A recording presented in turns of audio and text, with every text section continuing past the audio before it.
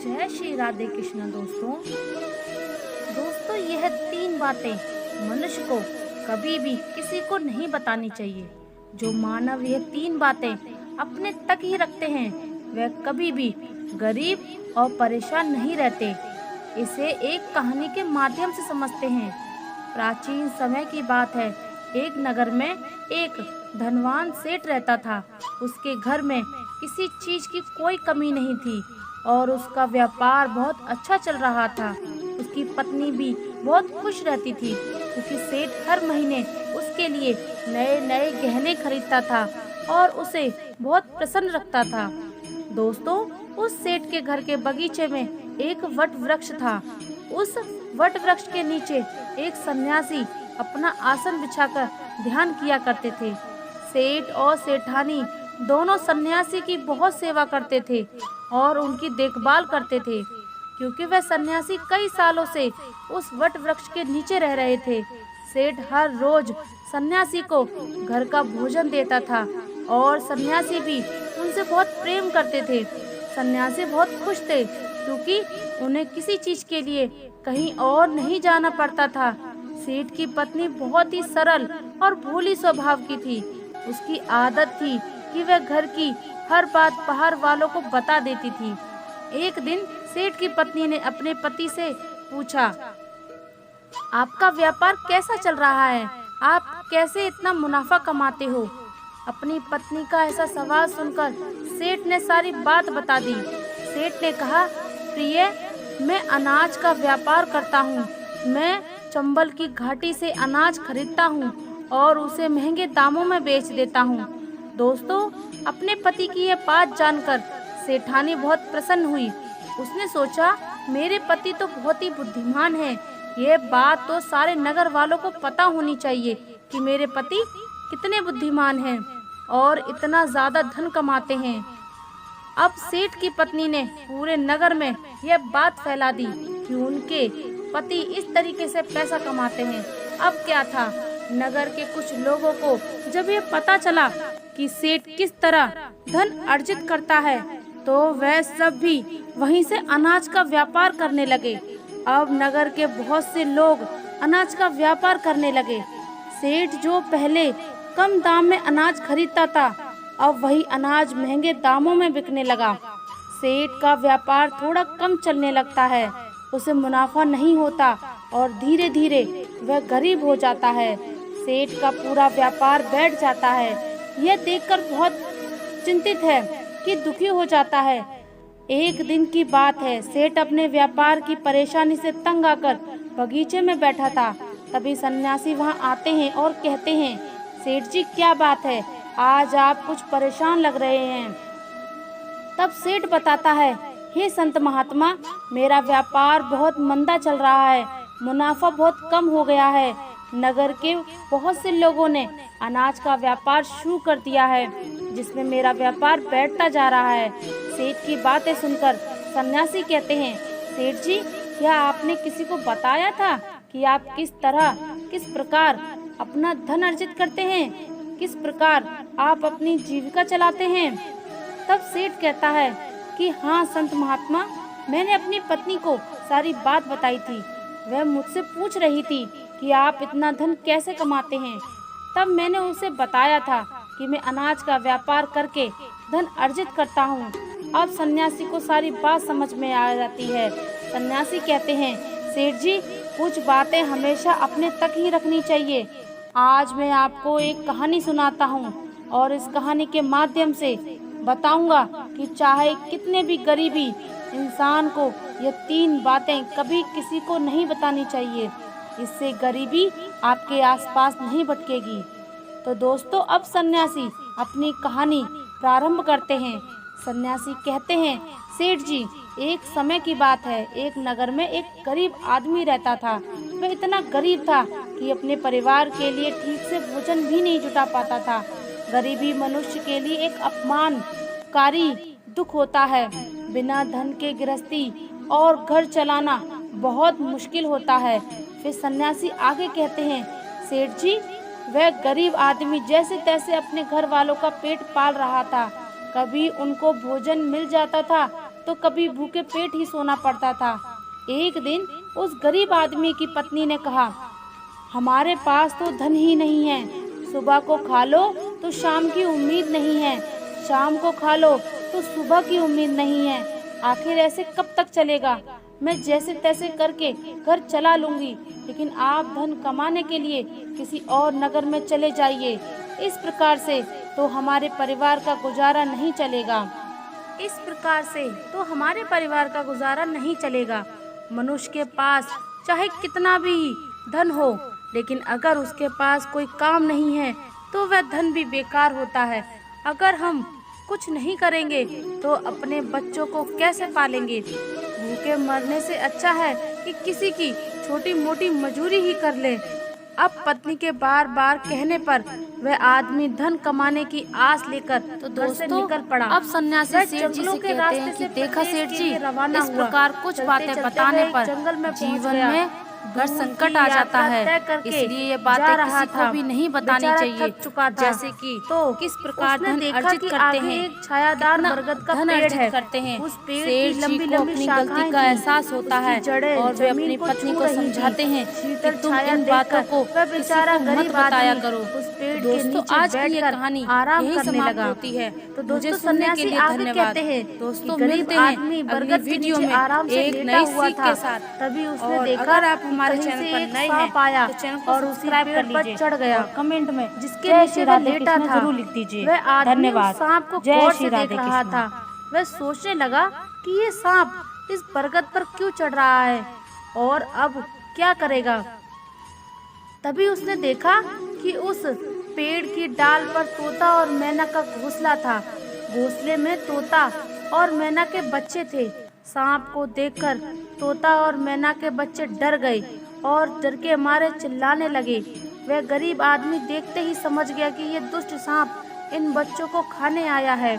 अब वह सोचने लगा कि मैंने तो इन बच्चों को देख लिया है, अगर अब मैं इन्हें नहीं बचाता हूँ तो मुझे बहुत बड़ा पाप लगेगा। बच्चे तो बच्चे ही होते हैं, चाहे वे इंसान के हों या किसी पक्षी के। बच्चों की हमेशा रक्षा करनी चाहिए। उधर एक सर्प उन बच्चों के पास पहुंच जाता है। तभी वह गरीब आदमी उठता है और फटाफट बरगद के पेड़ पर चढ़ जाता है। उसने उस सर्प को मार गिराया और नीचे फेंक दिया। फिर उसी बरगद के नीचे आकर लेट जाता है और तोता और मैना के बच्चे अपनी रक्षा करने वाले उस गरीब आदमी को मन ही मन बहुत दुआएं देने लगे। तो दोस्तों, उसी समय तोता और मैना अपने बच्चों के पास आ जाते हैं। अपने माता पिता को पास आया देख तोता और मैना के बच्चे बहुत खुश होते हैं और उन्हें पूरी घटना बताते हैं कि आज इस वृक्ष के नीचे जो इंसान लेटा है वह हमारे लिए देवदूत बनकर आया है। हमें खाने के लिए एक भयंकर सांप आया था। इसी इंसान ने उस भयंकर सांप को मारकर हमारे प्राण बचाए हैं। हम इसके ऋणी हो गए हैं। अगर यह इंसान उस सांप को नहीं मारता तो आज हम घोंसले में जीवित नहीं होते। इसका हम पर बड़ा एहसान हो गया है। अपने बच्चों के से इस मुख से उस मुसाफिर की प्रशंसा सुनकर तोता और मैना बहुत खुश होते हैं। तोता और मैना उस गरीब आदमी के पास पहुंच जाते हैं और कहते हैं, भाई, तुमने आज हमारे बच्चों की जान बचाकर हमें अपना ऋणी बना लिया है। आप कौन हो और कहाँ जा रहे हो? हे पक्षियों, मैं एक गरीब आदमी हूँ और धन कमाने के लिए दूसरे नगर जा रहा था। सफर का थका हारा तो इस बरगद की छांव में बैठकर आराम करने लगा। तब मैंने देखा कि एक दुष्ट सर्प तुम्हारे बच्चों को खाने के लिए तुम्हारे घोंसले के पास जा रहा था। मैंने उसे मार डाला। फिर तोता और मैना बोले, भाई, तुमने हम पर बहुत बड़ा उपकार किया है। संसार में सबसे बड़ी खुशी बच्चों से ही होती है। बच्चों से अधिक प्रिय तो किसी को कोई नहीं होता। आप भी तो धन कमाने अपने बच्चों के लिए ही जा रहे हैं। अब आपने हमारे बच्चों की जान बचाई है तो हम आपके बच्चों की भूख मिटाना चाहते हैं। तब उन्होंने बताया, हम दोनों तोता और मैना नाम के पक्षी हैं। हम हमेशा कीमती मोती खाते हैं और हमने सुना है कि ये मोती मनुष्य के लिए बहुत मूल्यवान होते हैं। हम तुम्हें कुछ मोती देते हैं, तुम उन्हें बेचकर बाजार से कुछ खाने पाने का सामान ले आओ। और आज से तुम यहीं रहकर हमारे बच्चों की देखभाल करते रहना। हम तुम्हें इसी तरह से रोज यह कीमती मोती लाकर देते रहेंगे। तोता और मैना की बात सुनकर वह गरीब आदमी खुश हो गया। वो सोचता है कि अगर मुझे यही धन मिल जाएगा तो बाहर क्यों जाना। सन्यासी कहानी को आगे बढ़ाते हैं और कहते हैं कि सेठ जी वह गरीब आदमी तोते से कुछ मोती लेकर बाजार गया और अपने खाने पीने का सामान खरीद लाया। उस वृक्ष के नीचे उसने एक झोपड़ी बना ली और वहीं रहने लगा और तोता और मैना के बच्चों की देखभाल करने लगा। अब तो तोता और मैना निश्चित हो गए, उन्हें उनके बच्चों की रक्षा करने वाला मिल गया था। अब वे निश्चित होकर भोजन के लिए सुबह अपने घोंसले से उड़ जाते थे और शाम को लौटकर आते थे। अपने बच्चों को घोंसले में सुरक्षित देखकर वे बहुत खुश होते थे और उस गरीब आदमी का धन्यवाद करते थे और उसे कुछ मोती लाकर देते थे। इस तरह से धीरे धीरे तोता और मैना की नौकरी करते हुए उस गरीब आदमी को 2 महीने बीत गए थे। इधर तोता और मैना के बच्चे भी बड़े हो गए। अब उस गरीब आदमी को अपनी पत्नी और बच्चों की याद आने लगी। एक दिन उसने तोता और मैना से कहा कि मैं अपने घर जाना चाहता हूँ, पता नहीं मेरी पत्नी और बच्चे कैसे हैं। तब तोता और मैना बोले, हे भाई, अब तुम निश्चित होकर अपने घर जाओ और अपने बच्चों के साथ रहो। हमारे बच्चे भी अब उड़ने के काबिल हो गए हैं, अब कोई भय नहीं है। तुम अपनी पत्नी और बच्चों को देखो, कभी तुम्हें हमसे मिलने का मन हो तो इसी स्थान पर आ जाना। इतना कहकर तोता और मैना उस गरीब आदमी को ढेर सारे मोती दे देते हैं। अब वह गरीब व्यक्ति उन मोतियों को अपने साथ लेकर अपने घर पहुंच जाता है। उसने वे मोती अपनी पत्नी को दिखाए तो उसकी पत्नी बहुत प्रसन्न हुई। उसने पूछा, तुम ये इतनी कीमती मोती कहाँ से लेकर आए हो? तब उस आदमी ने बताया, बीते 2 महीने में एक तोता और मैना की नौकरी कर रहा था, उन्हीं ने मुझे यह कीमती मोती दिए हैं। यह मोती बहुत कीमती और अनमोल हैं। इन्हें बेचकर हम अपना घर और बनवा लेंगे, अपने बच्चों के अच्छे वस्त्र लाकर देंगे और अपने लिए भी नए नए गहने बनवाएंगे।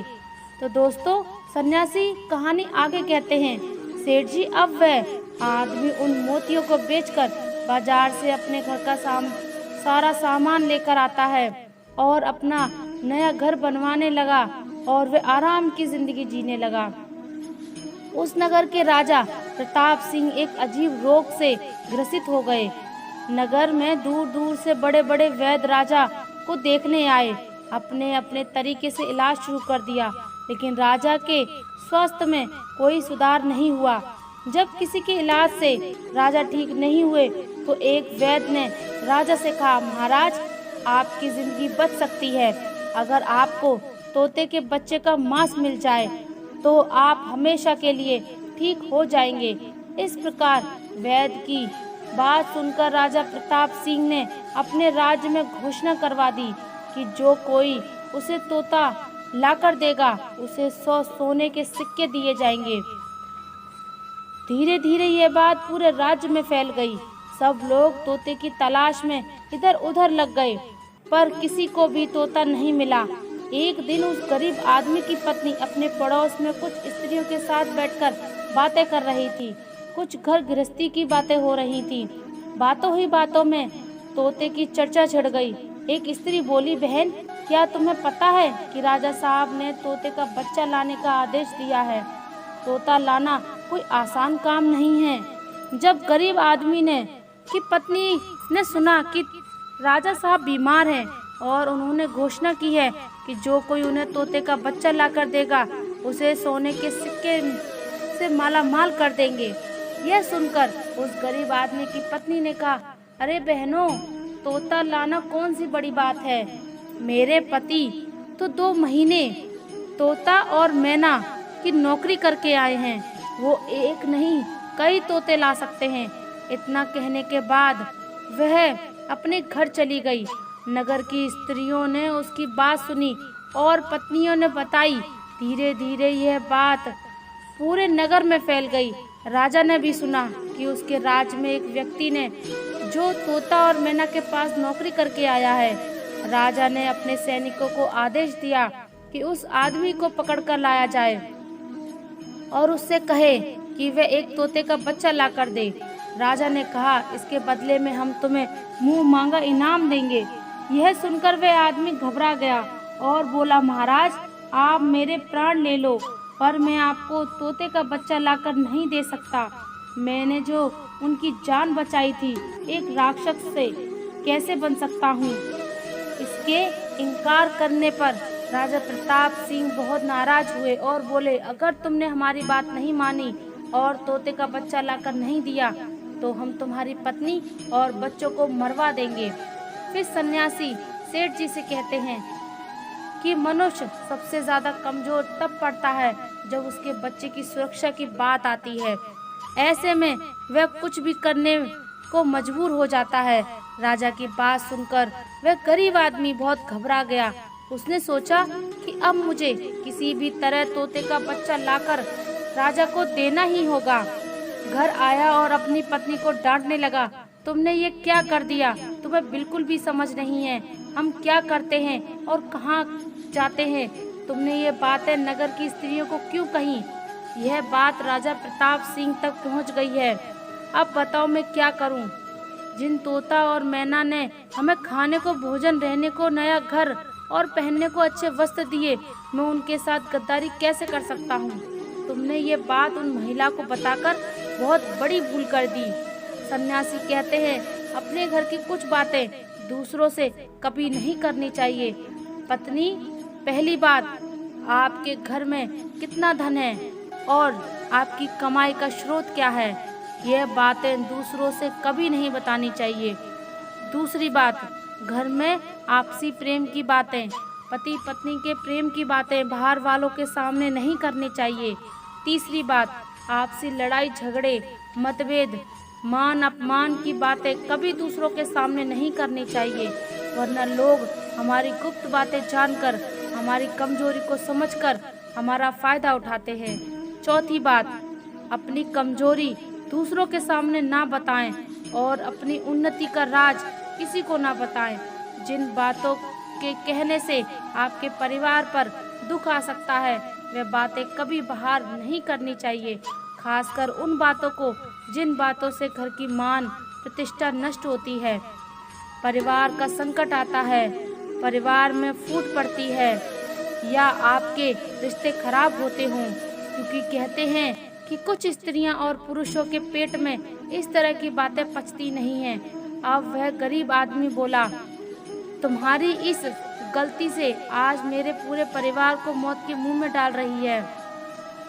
यदि तुमने इस बात को छुपा लिया होता तो आज हम निर्भय होकर अपने घर में आनंद से जिंदगी जी रहे होते। अब राजा की आज्ञा है तो तोता का बच्चा लाकर राजा को देना ही पड़ेगा, लेकिन ऐसा करने से मैं पापी कहलाऊंगा। जिन बच्चों की मैंने इतने दिन देखभाल की, जिन्हें मैंने मरने से बचाया, अब मैं उन्हें किस प्रकार से मौत के मुंह में डाल सकता हूँ। पत्नी कहने लगी, अब जो भी हो, लेकिन हमें अपने और अपने बच्चों की जिंदगी बचानी है, तो आपको यह पाप करना ही पड़ेगा। अब वह आदमी बड़ा लाचार होता हुआ जंगल की ओर चल दिया, जहाँ वह तोते के बच्चे देखभाल करता था। उधर जब तोता और मैना अपने बच्चों ने उस गरीब आदमी को अपने पास आता हुआ देखा तो वह बड़े खुश होने लगे। अपने बच्चों को अत्यंत खुश देखकर तोता मैना कहने लगे, अरे बच्चों, तुम इतने खुश क्यों हो रहे हो? वो तो तुमसे किसी और को लेने जा रहा है, और तुम में से कौन है जो आज उसके साथ जाकर उसकी और उसके बच्चों की जान बचाएगा? फिर तोता कहता है कि बच्चों, लेकिन एक बात याद रखना, तुम में से जो भी उसके साथ जाएगा वह कभी लौटकर नहीं आएगा, वह नगर के राजा का भोजन बन जाएगा। तो दोस्तों, तोते के बच्चों से पूछा गया कि आप ऐसा क्यों कह रहे हैं? तोता बताता है कि यहाँ का राजा बीमार पड़ गया है और वैद्य ने उसे तोते के बच्चे का मांस खाने को कहा है, इसलिए तुम में से किसी एक को वो लेने के लिए आया है। यदि तुम में से कोई उसके साथ जाने को तैयार है तो वह जा सकता है। तभी उनमें से एक बच्चा कहने लगा, पिताजी, उस आदमी ने ही हम सबकी जिंदगी बचाई है और आज वह आदमी बहुत बड़ी मुसीबत में है। ऐसे में हमें भी उसकी मदद करनी चाहिए, चाहे हमारी जान ही क्यों न चली जाए, लेकिन हम उसके साथ जरूर जाएंगे। उधर वह आदमी उस बरगद के वृक्ष के नीचे आता है और तोता मैना से अपना दुख बताता है। तब तोता मैना कहते हैं कि तुम इनमें से किसी एक को ले जाओ। अब वह आदमी उनमें से तोते के एक बच्चे को लेकर लौट जाता है और राजा को ले जाकर दे देता है। राजा उस तोते के बच्चे को एक पिंजरे में बंद करता है और अपने नौकर को रखने के लिए कह देता है। राजा कहता है कि हम इसे सुबह निकालेंगे और फिर इसके मांस को खाएंगे। तो दोस्तों, अब क्या होता है कि राजा प्रताप सिंह का एक पुत्र था जो पशु पक्षियों से बहुत प्रेम करता था। उसे ये नहीं पता था कि यह तोता उसके पिता के खाने के लिए लाया गया है। वह अपने मित्रों के साथ उसी जगह पर घूम रहा था जहां तोते का पिंजड़ा था, जहां बच्चा कैद में था। राजकुमार ने जब एक सुंदर तोते को पिंजरे में बंद देखा तो उसे सहानुभूति हुई। वह उसके पास खड़े होकर उससे बातें करने लगा। तभी राजकुमार का एक मित्र कहता है, मित्र, तुम इस पक्षी को बाहर निकालो। यह इतना सुंदर तो तोता है, पिंजरे में इसका रहना बिल्कुल सही नहीं है। हम इसे आजाद कर देते हैं। अपने मित्र की बातें सुनने के बाद राजकुमार उस तोते के बच्चे को पिंजरे से बाहर निकाल देते हैं। जैसा ही वह पिंजरा खोलता है, तोते का बच्चा आकाश में उड़ जाता है। धीरे धीरे यह बात राजा तक पहुंची कि आपके राजकुमार ने उस तोते को छोड़ दिया है। अब आपके प्राण बचाना बड़ा ही मुश्किल है। यह सुनकर राजा को बहुत गुस्सा आया। उन्होंने तुरंत राजकुमार को बुलाया और गुस्से में कहा, अरे नादान पुत्र, तूने उस तोते के बच्चे को क्यों छोड़ दिया? राजकुमार बहुत घबरा गया और बोला, पिताजी, मुझे क्या पता था कि वह उड़ जाएगा। अपने पुत्र की बात सुनकर राजा को और भी गुस्सा आया। उन्होंने उसे नगर से निकालने का आदेश दे दिया। अब राजा के सैनिक राजकुमार को नगर की सीमा के बाहर छोड़ आते हैं। उधर वह तोते का बच्चा उड़कर अपने माता पिता के पास पहुंच जाता है। उन्हें सारी बात बता देता है कि राजा के बेटे ने उसे आज़ाद कर दिया है। तोता और मैना ने जब अपने बच्चे को देखा तो कहा, राजा के पुत्र ने तुम्हें जो आज़ाद कर दिया है, लेकिन वह खुद संकट में फंस गया है। उसके दुष्ट पिता ने उसे नगर से बाहर निकाल दिया है। अब उसकी जिंदगी की जिम्मेदारी तुम्हारे ऊपर है। तुम जाओ और उसकी मदद करो।